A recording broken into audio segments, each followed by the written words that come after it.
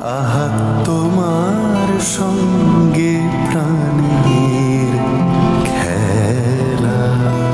পশুপ্রেমীর শাস্তে গিয়ে ভালোভাবে বেকায়দায় পড়েছেন আসনা হাবিব ভাবনা। সামাজিক মাধ্যমের সমালোচনার তীরে ক্ষতবিক্ষত তিনি।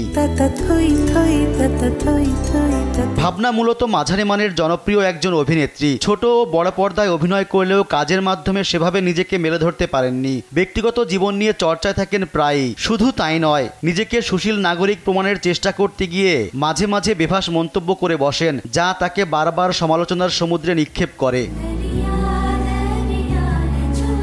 সম্প্রতি ট্রাকে বহন করা গরুর ছবি ফেসবুকে প্রকাশ করে পশুপ্রেম দেখিয়েছেন ভাবনা। গরুর হয়ে ক্যাপশনে লিখেছেন, আমার কান্নার শব্দ কি শোনা যায় তোমার শহরে। এই বাক্যটির মাধ্যমে যে তিনি ইঙ্গিতপূর্ণভাবে গরু জবাই করে মাংস খাওয়ার বিরোধিতা করছেন তা বুঝতে বাকি নেই কারো।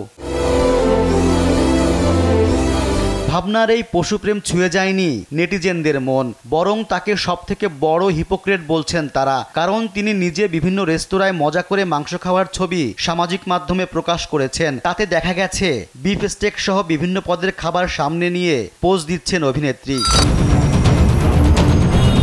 এছাড়া ভাইরাল হওয়া ফেসবুক পোস্টের স্ক্রিনশটগুলোতে বন্ধুর কাছে পুরান ঢাকার তেহারি এবং গরুর মগজ খাওয়ার আবদার করেছেন ভাবনা। বড় উতলা। এদিকে একটি বেসরকারি টেলিভিশন চ্যানেলে দেয়া সাক্ষাৎকারে নিজের হাতে গরুর মাংস রান্নার কথাও জানিয়েছেন তিনি।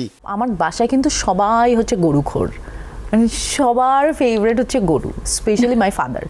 সো আমার আব্বু হচ্ছে গরুর মাংস অনেক পছন্দ। তো আমি কোভিডের সময় আব্বুকে গরুর মাংস রান্না করে খাওয়াইছি, একটু অন্য রান্না আর কি। অভিনেত্রী হিসেবে ভাবনার সমাদর খুব একটা নেই দর্শক মহলে। এর মধ্যে এমন বিদ্বেষমূলক ফেসবুক স্ট্যাটাসের কারণে তাকে বয়কটের ডাক দিয়েছেন তারা।